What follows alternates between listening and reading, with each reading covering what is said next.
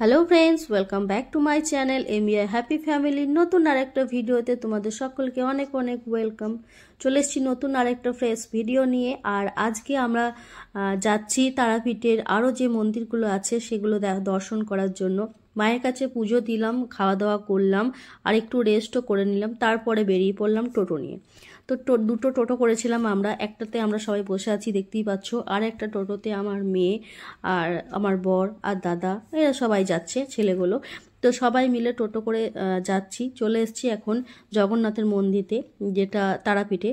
জগন্নাথ মন্দিরের ভেতরে কিন্তু ফোন নিয়ে যাওয়া অ্যালাউ না, মানে ক্যামেরা করা যাবে না।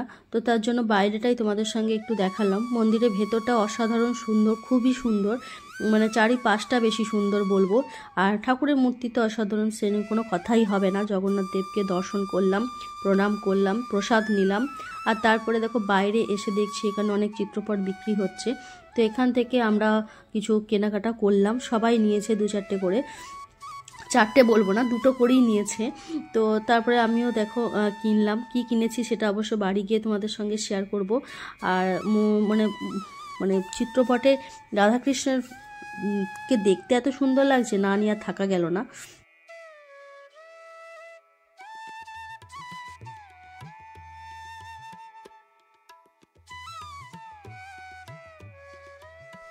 তো ওখান থেকে আসার পর আবারও একটা মন্দিরে চলে এসেছি। আর এই মন্দিরটার কি নাম সত্যি আমি জানি না, যদি তোমরা জেনে থাকো অবশ্যই কমেন্টে করে জানিও।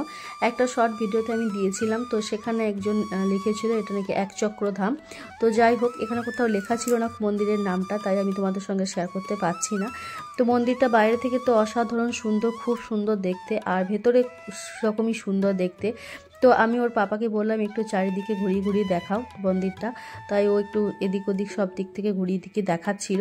খুবই সুন্দর, সাইড থেকেও খুব সুন্দর লাগছিল। আর ভেতরে ফোন নিয়ে যাওয়া মানা, ভিডিও করা মানা, তাই আমি লুকিয়ে লুকিয়ে তোমাদের সঙ্গে শেয়ার করার জন্য, চিটিং করেই বলতে পারো, ঠাকুরকে দর্শন করার সঙ্গে সঙ্গে একটু ঠাকুরকে ফোনেতেও ক্যাপচার করেছি।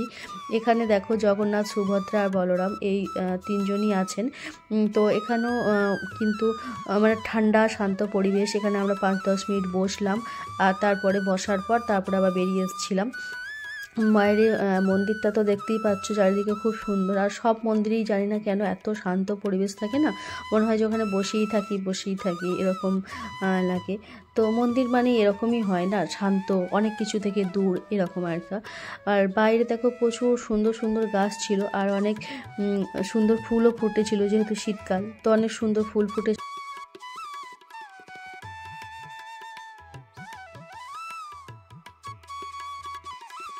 তো তারপরে আর কি পাশেই একটা নিত্যানন্দ প্রদর্শনী বলে একটা ছিল, দিব্যলীলা নিত্যানন্দের। তো সেখানে নিত্যানন্দের যেসব লীলা করেছিলেন, রাধাকৃষ্ণের লীলা, সেই সব আর কি সব কিছু আছে ওর মধ্যে। তো আমরা ভাবলাম ওটা তো যাই, একবার দেখে আসি।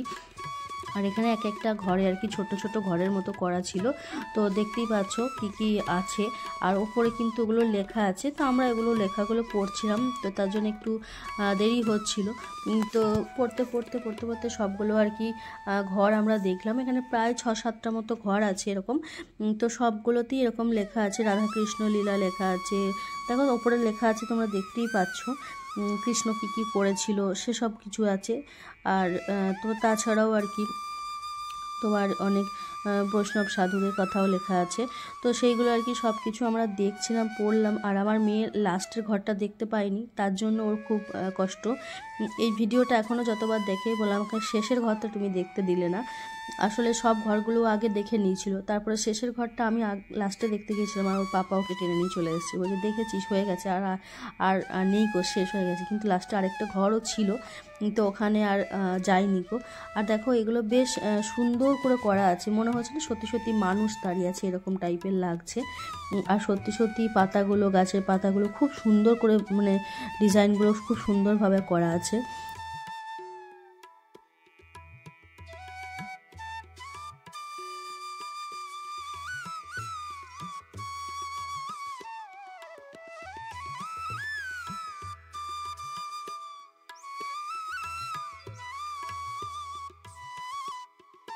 তারপরে আমরা এখন চলে এসেছি নিতাই এর বাড়ি, নিত্যানন্দ প্রভুর জন্মস্থান যেটা আর কি।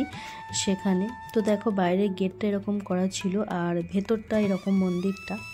এটা আমাদের গেট অনেকটা দূর থেকেই তোমাদের সঙ্গে দেখাচ্ছি, শেয়ার করছি। এখানেও ফোন নিয়ে যাওয়া যাবে না, মানে এখানেও মানা। জানি না কেন সব জায়গায় ফোন নিয়ে যেতে দেয় না, মানে ভিডিও করতে দেয় না কেন। হয়তো ভিডিও করলে মানুষ আর অন্য মানে দর্শন করতে আসবে না, ফোনেতেই সবাই দেখে নেবে, তাই জন্য আর ভিডিও করতে দেয় না। তো ওখানে আর সেরকম কিছু তোমাদের সঙ্গে শেয়ার করতে পারলাম না। আর তারপরে দেখো এটা হলো ওখান থেকে এসে আরেকটু দূরে আরেকটা মন্দির। তো এখানে এখন ঠাকুরের মানে সেবা দেওয়া হচ্ছিল আর কি, ঠাকুরের ভোগ নিবেদন করেছিল, তার জন্য ভেতরে সব কিছু মন্দির বন্ধ ছিল। আমরা যাওয়ার পরেও ঘরের দরজা বন্ধ রেখে চলে এলাম আর ঠাকুরকে দর্শন করতে পারিনি। আর তারপরে আরেকটা মন্দির ছিল ওর পাশেই, এখানে অনেকগুলো মানে পাশাপাশি অনেকগুলো আর কি মন্দির ছিল। সেখানে দেখো এখানেও এই জগন্নাথের মূর্তি আছে। তো এখানেও ঠাকুরের দর্শন করলাম আর তারপর প্রসাদ নিলাম। আর প্রসাদ এখানে চান জল প্রসাদ প্রভুজিরা দিচ্ছিল। তো প্রসাদের জন্য কোনো পয়সা এখানে কিন্তু লাগে না, কিন্তু ঠাকুরকে তোমরা অবশ্যই দিতে পারো। তো আমরাও কিছু ঠাকুরকে দিলাম তো প্রণামী হিসাবে।